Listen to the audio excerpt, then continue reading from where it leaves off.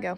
So the first thing I'm going to do is I'm going to enter the patient's room, introduce myself to the patient, explain to them what I'm going to be doing. I'm going to perform hand hygiene, don some gloves. I'm going to come over here, I'm going to check the patient's wristband, double check that they're the right patient. I'm going to put the bed in a good working height. Careful. Put the side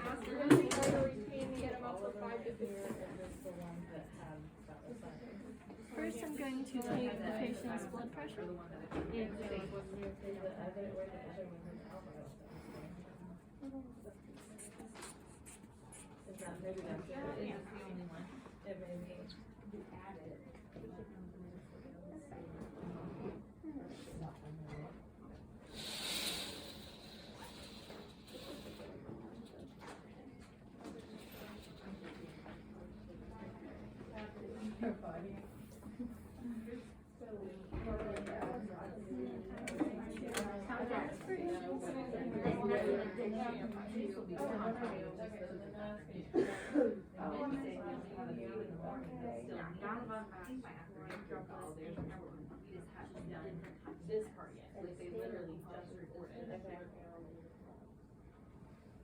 See, isn't it? I didn't understand what that was because they, I just figured out hand washing. Right. As like sending you different obligations, and it's just like that assumption that they say. I don't know that it's like a specific.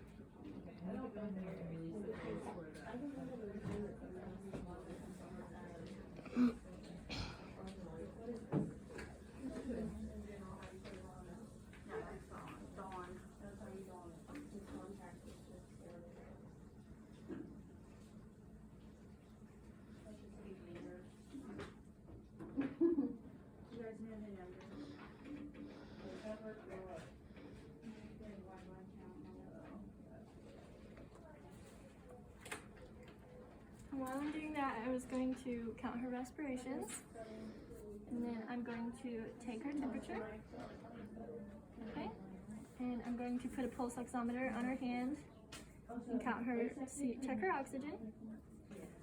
So now that I got her vitals, I'm going to start the head to toe assessment. I'm going to start with her head. I'm going to feel her head, make sure there's no lumps or bumps, and make sure there's no bugs. Anything on there.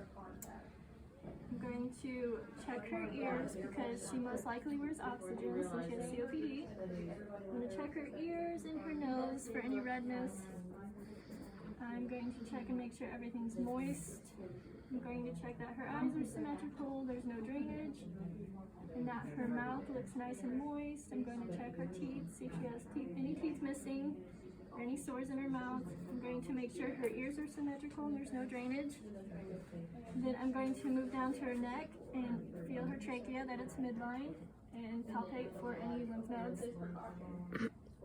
I'm going to check her range of motion in her neck. And now that I've done her head, I'm going to move down. I'm going to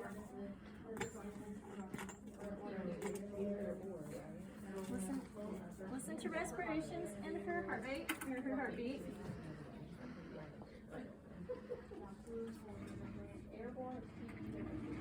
I'm going to listen in all 5 lobes.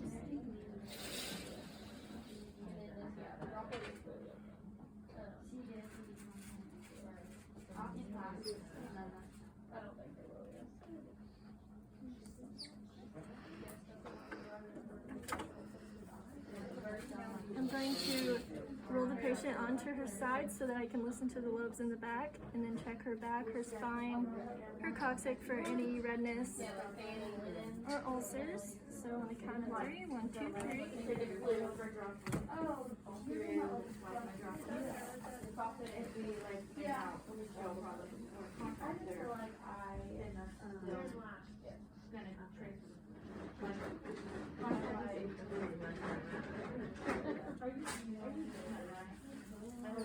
I listen to her lobes. I check for any sores. I'm going to roll her back. Now I'm going to to check the range of motion in her right arm, her wrist. I'm going to check her left arm. I'm going to move down and check the skin trigger in both hands. I'm going to feel both pulses and make sure they're both strong and even. I'm going to have her squeeze my hands and check her grip strength. Now that I've done that, I'm going to listen to her bowel sounds in all four quadrants. I touched that MRSA oozing infection, and I'm gonna get that. I'm asking because she said a provider at work told her that chickenpox is not contact, it's airborne. It is airborne. So, but then what about the touching it is how it spreads? I would expect her bowel sounds to be normal.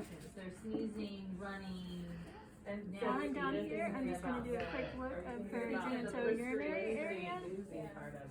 I'm going to ask her questions about how she voids, how often she voids, what color, what clarity, and if she has any pain while voiding.